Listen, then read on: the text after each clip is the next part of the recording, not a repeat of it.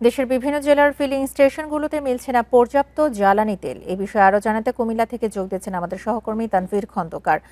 তানভীর, কুমিল্লার ফিলিং স্টেশনগুলোতে কি অবস্থা দেখতে পাচ্ছেন? আর বিভিন্ন জায়গায় আমরা দেখতে পাচ্ছি যে বৈধ কার্ডের মাধ্যমে বা ট্যাগ অফিসার বসে তেল বিক্রির কার্যক্রম চালুর ব্যবস্থা করা হয়েছে।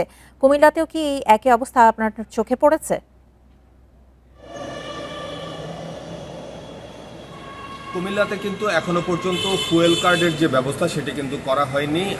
ফিলিং স্টেশনগুলো তাদের নিজস্ব পদ্ধতিতে জ্বালানি তেল বিক্রি করছে, আর যে কারণে কিন্তু বিভিন্ন জটিলতার মুখোমুখি হচ্ছেন তারা।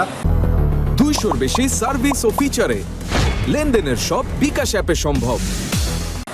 মূলত বিভিন্ন জায়গায় সংকট তৈরির অভিযোগে কিংবা মজুত করার দায়ে কিন্তু ফিলিং স্টেশনগুলোকে জরিমানা করা হচ্ছে, কিন্তু ফিলিং স্টেশন কর্তৃপক্ষ বলছে আসলে মজুতদাররা কিন্তু ব্যক্তি পর্যায়ে, ফিলিং স্টেশন কর্তৃপক্ষ তেল মজুত করে না, তাদের কাছে যে তেল আসে সেটি তারা বিক্রি করে দেয়। আমি যদি একটু দেখানোর চেষ্টা করি যে আমি এই মুহূর্তে আছি কুমিল্লা নগরীর সবচেয়ে বড় filling station Nurul Huda filling station. সেখানে কিন্তু আজকে তেল বিক্রি বন্ধ, কারণ তাদের কাছে গতকাল রাতে তেল আসেনি। অর্থাৎ এই মুহূর্তে তারা পেট্রোল, অকটেন, ডিজেল কিন্তু বিক্রি করতে পারছে না। কারণ হচ্ছে যে তাদের কাছে ডিপো থেকে তেল আসেনি, কিন্তু গত 4 দিন তারা তেল বিক্রি করেছে এবং তাদের কাছে তেল ছিল। যে কারণে একই সাথে যেহেতু শহরের সবকটি ফিলিং স্টেশনে তেল আসছে না, যে কারণে এক একটি ফিলিং স্টেশনে এক এক দিন তেল আসায় কিন্তু এই সংকটটা তৈরি হচ্ছে এবং ভিড় তৈরি হচ্ছে।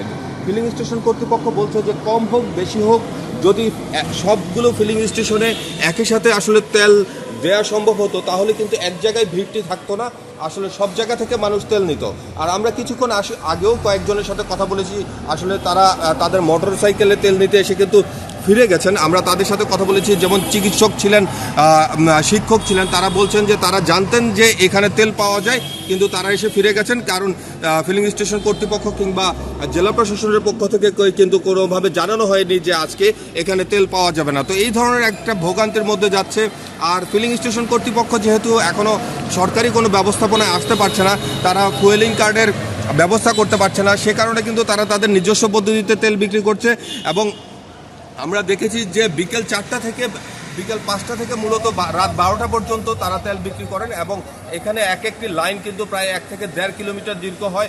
হাজার হাজার বাইক, মোটরসাইকেল, যানবাহন কিন্তু লাইন ধরে তেল দেয়। তো সেই ক্ষেত্রে দেখা যায় এই ভোগান্তের চিত্র কিন্তু কুমিল্লাতে প্রায় গত 1 মাস ধরেই। তবে যারা গ্রাহকরা আছেন তারা এই ভোগান্তি থেকে মুক্ত হতে চান, এবং সরকারের যে একটি সুনির্দিষ্ট পদক্ষেপ, অর্থাৎ রেশনিংয়ের মাধ্যমে পরিমিত পরিমাণে তেল পাওয়া, সেটি তারা নিশ্চিত চান।